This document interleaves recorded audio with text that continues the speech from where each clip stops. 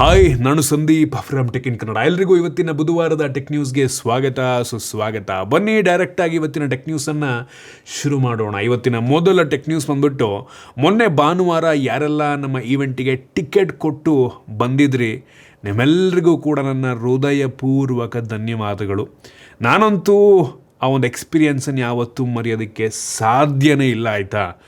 ಫ್ರೀಯಾಗಿ ಬರೋದೇ ತುಂಬ ಜನ ಕಷ್ಟ, ಬಟ್ ನೀವು ದುಡ್ಡು ಕೊಟ್ಟು ಬಂದಿದ್ದೀರಾ, ನಾನು ಅದನ್ನು ಯಾವತ್ತೂ ಮರೆಯೋದಕ್ಕಾಗಲ್ಲ. ಯಾರೆಲ್ಲ ಬಂದಿದ್ರಿ ಅವರೆಲ್ಲರಿಗೂ ಐ ಹೋಪ್ ಈ ಒಂದು ಸ್ಪೆಷಲ್ ಬ್ಯಾಗ್ ಸಿಕ್ಕಿದೆ ಅಂತ ಅನ್ಕೋತೀನಿ. ಟೆಕ್ ಇನ್ ಕನ್ನಡ ಲೋಗೋ ಇರುವಂಥ ಬ್ಯಾಗ್ ಇದನ್ನ ಕಸ್ಟಮ್ ಮಾಡಿಸಿದ್ದು ನಾವು, ಆಯಿತಾ. ಸೊ ಈ ಒಂದು ಈವೆಂಟಿಂದ ಟಿಕೆಟಿನ ದುಡ್ಡು ಮಾಡಬೇಕು ಅನ್ನುವಂಥದ್ದು ಇಂಟೆನ್ಷನ್ನೇ ಅಲ್ಲ, ಆಯಿತಾ. ಟಿಕೆಟ್ $200, ಬಟ್ ಈ ಒಂದು ಬ್ಯಾಗು ಮತ್ತು ಇದರೊಳಗಿರುವಂಥ ಕೆಲವೊಂದು ವಸ್ತುಗಳನ್ನ ಮಾಡಿಸೋದಕ್ಕೆ ನಮ್ಗೆ ಹತ್ತತ್ರ $550-600 ಖರ್ಚಾಗಿದೆ, ಆಯಿತಾ. ಸೊ ಫಸ್ಟ್ ಆಫ್ ಆಲ್ ಈ ಟಿಕೆಟನ್ನು ನಾವು ಮಾಡಿಸಿದ್ದು ಜನ ಆ್ಯಕ್ಚುಲಿ ಇಷ್ಟಪಟ್ಟು ಬರೋರು ಬರಲಿ, ನಮಗೊಂದು ಲಿಮಿಟ್ ಸಿಗುತ್ತೆ. ನಮಗೆ ಇದನ್ನೆಲ್ಲ ಮಾಡಿಸೋದಕ್ಕೆ ಒಂದು ನಂಬರ್ ಸಿಗುತ್ತೆ, ಆಯಿತಾ. ಅನ್ಲಿಮಿಟೆಡ್ ಮಾಡ್ಸೋಕ್ಕಾಗಲ್ಲ. ನಾವು 100 ಜನ ಅಂತ ಫಿಕ್ಸ್ ಮಾಡಿಕೊಂಡು ಇದನ್ನು ಮಾಡಿದ್ದು ನಾವು. ಇದರಲ್ಲಿ ಟೆಕ್ ಇನ್ ಕನ್ನಡ ಲೋಗೋ ಇರುವಂಥ ಒಂದು ಡೈರಿ ನಾನು ನಿಮಗೆ ಬೀರುವಲ್ಲಿ ತೋರಿಸ್ತಾ ಇದ್ದೀನಿ. ಒಂದು ಪೆನ್ನು, ಇದ್ರ ಮೇಲೂ ಕೂಡ ಟೆಕ್ ಇನ್ ಕನ್ನಡ ಲೋಗೋ ಇದೆ. ಆಮೇಲೆ ಒಂದು ಕೀ ಚೈನು. ಸೊ ನಂತರ ಕೊನೆಯದಾಗಿ ಒಂದು ಕಪ್ಪು. ಈ ಕಪ್ನ ಕ್ವಾಲಿಟಿ ನನಗೇನು ಅಷ್ಟೊಂದು ಇಷ್ಟ ಆಗಲಿಲ್ಲ. ದಯವಿಟ್ಟು ನಿಮಗೂ ಇಷ್ಟ ಆಗಿಲ್ಲ ಅಂದರೆ ಅಡ್ಜಸ್ಟ್ ಮಾಡಿಕೊಡಿ.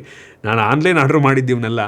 ಸೊ ನಾನು ಅಂದ್ಕೊಂಡೆ ಸಿರಾಮಿಕ್ ಅಂತ, ಇದು ನೋಡಿದೆ ಏನೋ ಬಯೋಡಿಗ್ರೇಡಬಲ್ ಏನೋ ಮೆಟೀರಿಯಲ್ ಅಂತೆ, ಓವನ್ಗೆಲ್ಲ ಇಡ್ಬೋದು ಅಂತ ಅಂತಾರೆ. ಬಟ್ ಏನಪ್ಪ, ಕ್ವಾಲಿಟಿ ಸುಮಾರಾಗಿದೆ. ಬಟ್ ನಾನು ಪ್ರಿಂಟಿಂಗ್ ಕ್ವಾಲಿಟಿ ಎಲ್ಲದೂ ಕೂಡ ತುಂಬ ನನಗೆ ಇಷ್ಟ ಆಯಿತು. ಈ ಒಂದು ಬ್ಯಾಗ್ದು ಕೂಡ ಅಷ್ಟೇ ಕಲರ್ಫುಲ್ಲಾಗಿ ಸಖತ್ತಾಗಿ ಬಂದಿದೆ ಅಲ್ವಾ. ಐ ಹೋಪ್ ನಿಮಗಿದು ಎಲ್ರಿಗೂ ಇಷ್ಟ ಆಗಿದೆ ಅಂತ ಅನ್ಕೋತೀನಿ, ಆಯಿತಾ. ತುಂಬ ಇಷ್ಟಪಟ್ಟು ನಿಮ್ಮೆಲ್ಲರಿಗೂ ಮಾಡಿಸಿದ್ದು, ಯಾವತ್ತೂ ಈ ಥರ ಏನೂ ಕೂಡ ನಾನು ಮಾಡಿಸಿರಲಿಲ್ಲ. ಸೊ ಯಾರೆಲ್ಲ ಬಂದಿದ್ರಿ, ನಾನಂತೂ ನಿಮ್ಮನ್ನು ಯಾವತ್ತೂ ಮರೆಯೋಕ್ಕೆ ಸಾಧ್ಯನೇ ಇಲ್ಲ. ನನಗಂತೂ ಹೇಳಿದ್ನಲ್ಲ, ತುಂಬ ಮೆಮೊರಿಯಬಲ್. ನಿಮ್ಮ ಜೊತೆ ಎಲ್ಲ ಮಾತಾಡಿದ್ದು, ಫೋಟೋ ತೆಗೆಸ್ಕೊಂಡಿದ್ದು, ಅದನ್ನು ಎಕ್ಸ್ಪ್ರೆಸ್ ಮಾಡೋದಕ್ಕೆ ಆಗಲ್ಲ. ಸಖತ್ ಖುಷಿ ಆಯಿತು.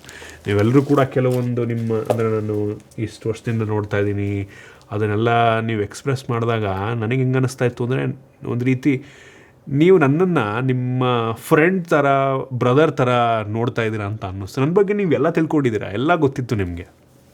ಯಪ್ಪ ಕ್ರೇಜಿ. ನನಗಂತೂ ತುಂಬ ಖುಷಿ ಆಯಿತು. ಎಲ್ರಿಗೂ ಮತ್ತೊಮ್ಮೆ ತುಂಬ ಹೃದಯಪೂರ್ವಕ ಧನ್ಯವಾದಗಳು. ಬನ್ನಿ ಡೈರೆಕ್ಟಾಗಿ ನಾರ್ಮಲ್ ಟೆಕ್ ನ್ಯೂಸನ್ನು ಶುರು ಮಾಡೋಣ. ಇನ್ನು ಮುಂದಿನ ಟೆಕ್ ನ್ಯೂಸ್ ಬಂದ್ಬಿಟ್ಟು, ಕ್ರೆಡ್ ಕಂಪನಿಯ ಫೌಂಡರ್ ಮತ್ತು CEO ಆಗಿರುವಂಥ ಕುನಾಲ್ ಶಾ ಅವರು ಇದೀಗ ಕ್ರೆಡ್ ಕಂಪನಿಯನ್ನು ಬಿಡ್ತಾ ಇದ್ದಾರೆ. ಏನಕ್ಕೆ ಅಂದರೆ, ಅದಕ್ಕಿಂತ ದೊಡ್ಡ ಗುಡ್ ನ್ಯೂಸ್ ಇದೆ.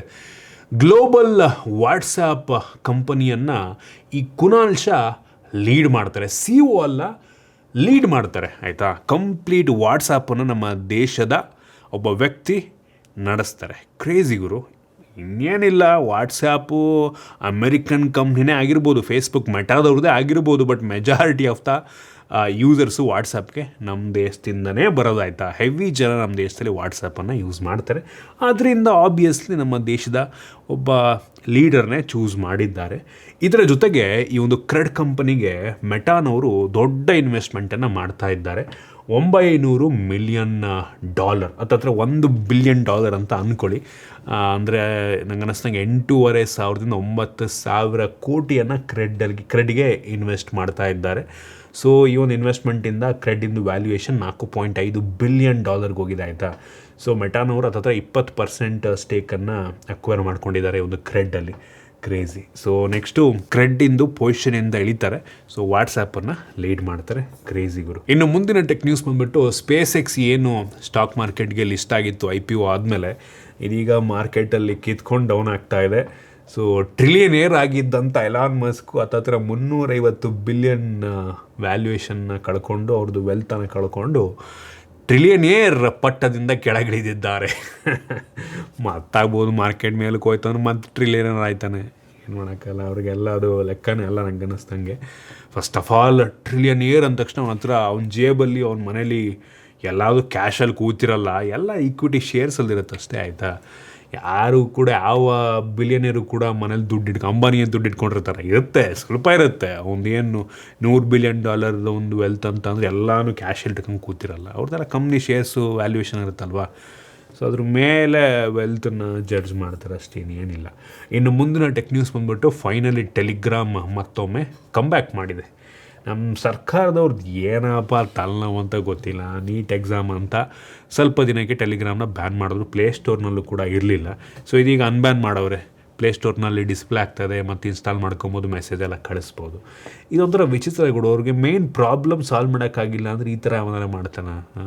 ಇದೊಂದು ರೀತಿ ಶೇಮ್ಫುಲ್ ಅನಿಸುತ್ತೆ ನಂಗೆ ಅನ್ನಿಸ್ತಂಗೆ. ನೋಡಿದವರು ಬೇರೆ ದೇಶದಲ್ಲಿ ಇದನ್ನು ನೋಡಿದವ್ರು ಏನು ಅನ್ಕೋಬೇಕು, ಈ ಸರ್ಕಾರದವ್ರಿಗೆ ಎಕ್ಸಾಮ್ ಪೇಪರ್ ಲೀಕ್ ಆಗೋದನ್ನು ಸರಿ ಮಾಡೋದಕ್ಕಾಗಲ್ಲ, ಬಟ್ ಅದು ಎಲ್ಲಿ ಲೀಕ್ ಆಗಿತ್ತು ಅದನ್ನು ಬ್ಯಾನ್ ಮಾಡಿ ಕೂತವ್ರೆ ಅಂತ ಏನಪ್ಪ. ಇನ್ನು ಮುಂದಿನ ಟೆಕ್ ನ್ಯೂಸ್ ಬಂದ್ಬಿಟ್ಟು ಫೈರ್ ಬೋಲ್ಟ್ ಸ್ಮಾರ್ಟ್ ವಾಚು ಇಯರ್ಬಡ್ಸನ್ನು ಮ್ಯಾನುಫ್ಯಾಕ್ಚರ್ ಮಾಡುವಂಥ ಕಂಪ್ನಿ. ಮೇಯ್ನ್ಲಿ ಸ್ಮಾರ್ಟ್ ವಾಚನ್ನು ಮ್ಯಾನುಫ್ಯಾಕ್ಚರ್ ಅಲ್ಲ, ಇಂಪೋರ್ಟ್ ಮಾಡಿಕೊಂಡು ವೈಟ್ ಲೇಬಲ್ ಮಾಡುವಂಥ ಕಂಪ್ನಿ ಇದೀಗ ಸ್ಮಾರ್ಟ್ ಫೋನ್ ಫೀಲ್ಡಿಗೆ ಎಂಟರ್ ಆಗ್ತಾ ಇದ್ದಾರಂತೆ. ಸೊ ಹೊಸ ಒಂದು ಕಾಂಪಿಟೇಷನ್ನು ನಮ್ಮ ದೇಶದ ಸ್ಮಾರ್ಟ್ ಫೋನ್ ಫೀಲ್ಡಿಗೆ ಎಂಟರ್ ಆಗ್ತಾ ಇದೆ.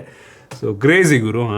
ಫೈರ್ ಬೋಲ್ಟಿಂದು ಸ್ಮಾರ್ಟ್ ಫೋನ್ ಬರುತ್ತೆ. ಆಬ್ವಿಯಸ್ಲಿ ಅವರು ನಮ್ಮ ದೇಶದಲ್ಲಿ ಮ್ಯಾನುಫ್ಯಾಕ್ಚರ್ ಮಾಡಲ್ಲ, ಇಂಪೋರ್ಟ್ ಮಾಡ್ತಾರೆ. ಮೋಸ್ಟ್ಲಿ ಅಸೆಂಬ್ಲಿ ಇಲ್ಲ ಮಾಡಬಹುದೇನೋ, ಬಟ್ ಎಲ್ಲ ವೈಟ್ ಲೇಬಲ್ ಆಗಿರುತ್ತೆ. ಸೊ OEM ಅಥವಾ ODM ಹತ್ರ ಸ್ಮಾರ್ಟ್ ಫೋನ್ನ ತಗೋತಾರೆ, ವೈಟ್ ಲೇಬಲ್ ಮಾಡ್ತಾರೆ. ಇಲ್ಲಿ ನಾವೇ ಡಿಸೈನ್ ಮಾಡಿರೋದು ಮೇಡ್ ಇನ್ ಇಂಡಿಯಾ ಅಂದ್ಬಿಟ್ಟು ಸೇಲ್ ಮಾಡ್ತಾರೆ. ಮೋಸ್ಟ್ಲಿ ಅದೇ ಆಗೋದು. ಮೋಸ್ಟ್ಲಿ ಇವ್ರು ಸ್ಟಾರ್ಟಿಂಗು ಆಬ್ವಿಯಸ್ಲಿ 10, 11, 12 ಸಾವಿರ ರೇಂಜಲ್ಲಿ ಸ್ಮಾರ್ಟ್ ಫೋನ್ನ ಲಾಂಚ್ ಮಾಡ್ಬೋದು. ಏನಕ್ಕೆ ಅಂದರೆ ಅದು ತುಂಬ ಗ್ಯಾಪ್ ಇದೆ. ಇತ್ತೀಚೆಗೆ ನಿಮಗೆ 10, 11 ಸಾವಿರ ರೂಪಾಯಿ 5G ಫೋನೇ ಸಿಗ್ತಿಲ್ಲ. 4G ಫೋನ್ಗಳು ತಗೋಬೇಕಾದಂಥ ಪರಿಸ್ಥಿತಿ ಬಂದ್ಬಿಟ್ಟಿದೆ. ಸೊ ಈ ಕಾರಣದಿಂದ ಫೈರ್ ಬೋಲ್ಟ್ ಅವ್ರಿಗೆ ಆ ಒಂದು ಗ್ಯಾಪ್ ಕಾಣಿಸಿದೆ. 10, 11, 12 ಸಾವಿರ ರೇಂಜಲ್ಲಿ ಫೋನ್ನ ಲಾಂಚ್ ಮಾಡೋ ಸಾಧ್ಯತೆ ಇದೆ.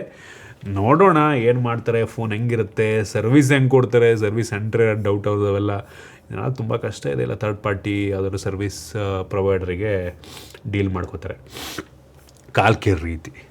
ನೋಡೋಣ ಏನು ಮಾಡ್ತಾರೆ ಅಂತ. ಇನ್ನು ಮುಂದಿನ ಟೆಕ್ ನ್ಯೂಸ್ ಬಂದ್ಬಿಟ್ಟು ಇದೀಗ ರಿಯಲ್ಮಿ ಇಂಡಿಯಾದು CEO ಕೂಡ ಕೆಳಗಿಳಿದಿದ್ದಾರೆ.